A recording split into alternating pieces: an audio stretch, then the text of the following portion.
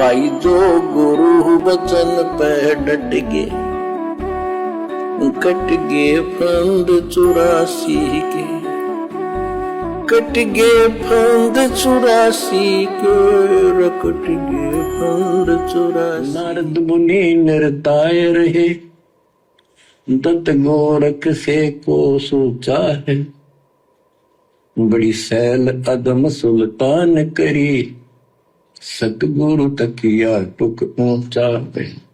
अब देखो परमात्मा ने कितनी गजब की बात कह दी। जो भाई बहन वर्तमान में गुरु को हल्के में ले रहे हैं, बात बात पे मर्यादा तोड़ रहे हैं, अपने कोऑर्डिनेटरों के चक्करों में आ रहे हैं, आश्रमों में जाके मर्यादा तोड़ रहे हैं गुरु जी की गैर हाजिरी में।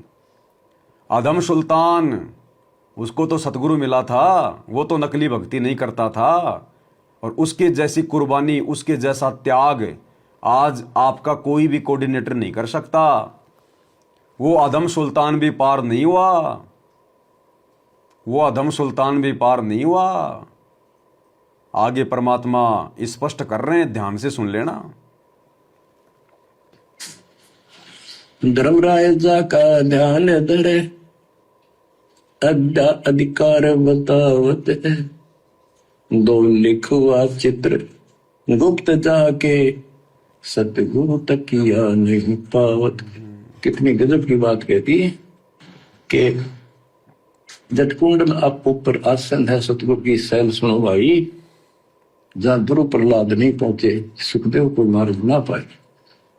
नारद ने मुस्काए रहे, दत्तात्रेय जी, दत्त गोरखनाथ से तुम इससे इनसे तो किसी को सूचा नहीं मांगते, बड़े प्रसिद्ध सिद्ध थे, और बड़ी सैल अदम सुल्तान के लिए प्रसिद्ध तक टुक पहुंचा है।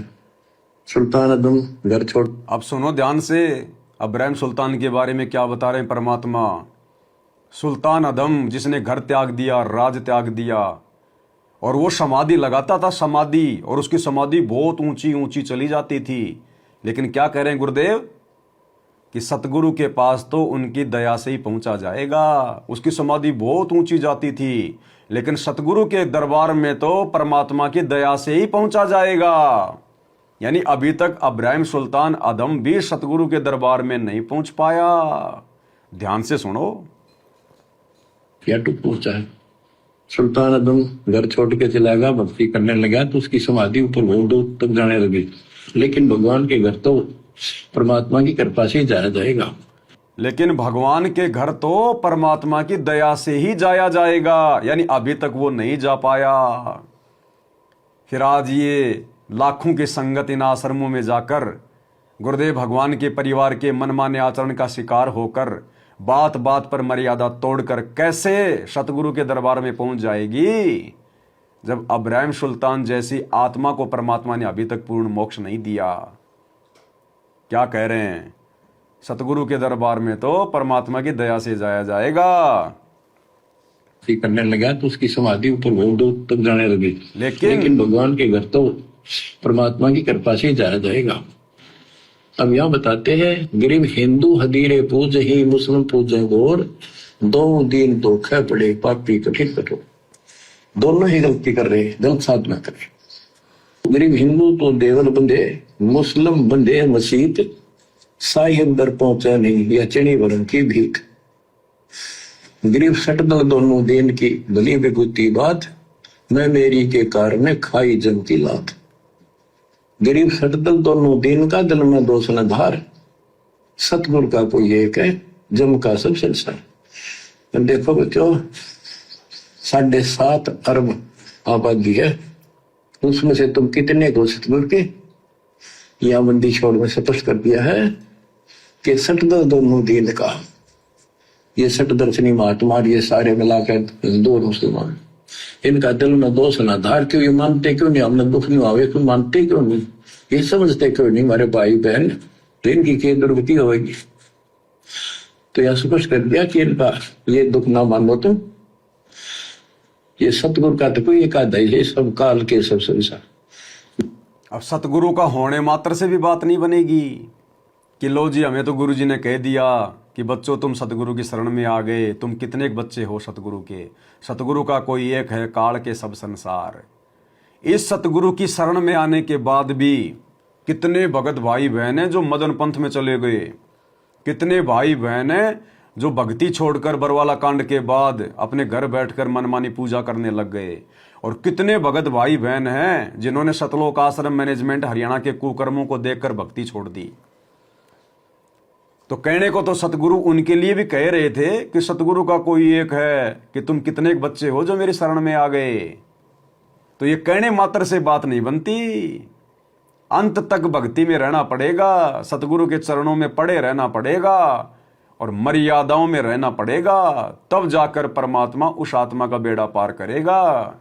ये नहीं कि एक बार बस गुरुजी से नाम ले लिया, गले में गुरुजी का लॉकेट डाल लिया, हाथ में रक्षा सूत्र बांध लिया, कोई मिले उसको सत्साई बोल दिया और बाकी सारे उल्टे काम कर रहे हैं, सारे वही कुकर्म कर रहे हैं जो पहले किया करते थे, कोई कह दे उसी के चक्कर में आ जाएं।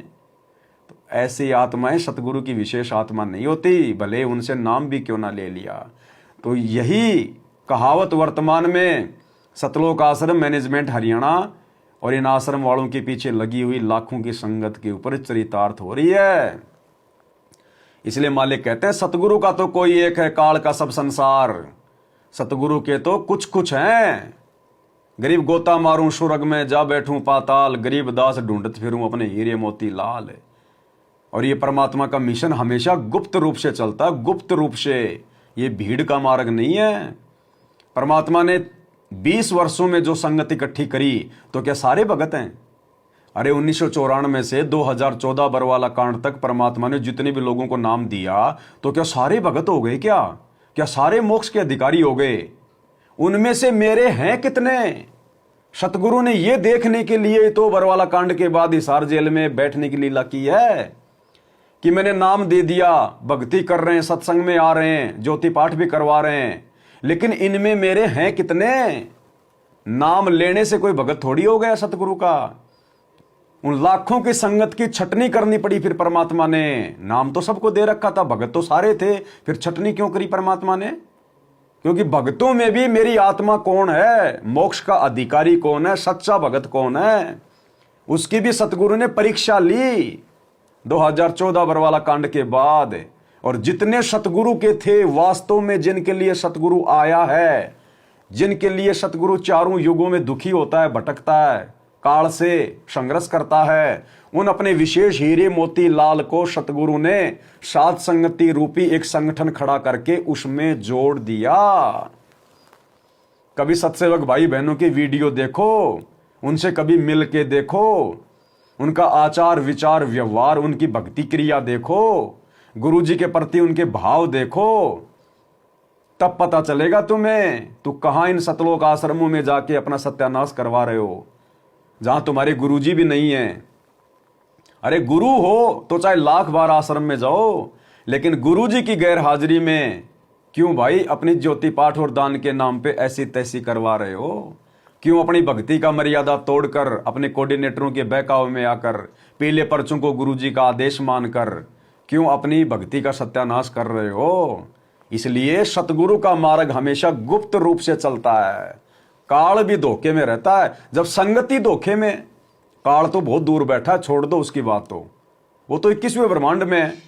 हमारे खुद के 90% भाई बहन जो सतलोक आश्रमों में जा रहे हैं, इन्हीं को समझ में नहीं आ रहा कि सात संगति क्या है। यही विश्वास नहीं कर पा रहे कि ये सतगुरु का 13वां यथार्थ कबीर पंथ है, सात संगति सतगुरु का ट्रेनिंग सेंटर है, असली मार्ग है। हमारे आसपास रहने वाले भगत भाई बहनों की बुद्धि ऑफ है, तो काल को कैसे पता चलेगा कि सतगुरु रामपाल जी ने कहां अपना गुप्त मिशन चला रखा है? तो भाई ये तो परमात्मा की अपनी मर्जी है, वो किन आत्माओं को अपने सत मिशन से जोड़ेगा। बाकी सतगुरु भीड़ का ग्राहक नहीं है। हीरे मोती माणक बरसे ये जग चुगता ढेल रे। तो इन आश्रमों में तो संगत केवल कंकर पत्थर इकट्ठा कर रही है, ढेल चुग रही है। 2 पैसा देके खुद ही लड्डू जलेबी खा के आ जाती है, और वो पैसा भी फिर उनके कर्म फोड़ता है जब गुरुजी का परिवार और कोऑर्डिनेटर उस पैसे का दुरुपयोग कर। भाई जो गुरु वचन पे डट गे, कट गे फंद 84 के, कट गए फंद 84 के, कट गए फंद 84 के। भाई जो गुरु बचन पे डट गए, कट गए फंद 84 के, कट गए फंद 84 के, कट गए फंद 84 के। भाई जो गुरु बचन पे डट गए,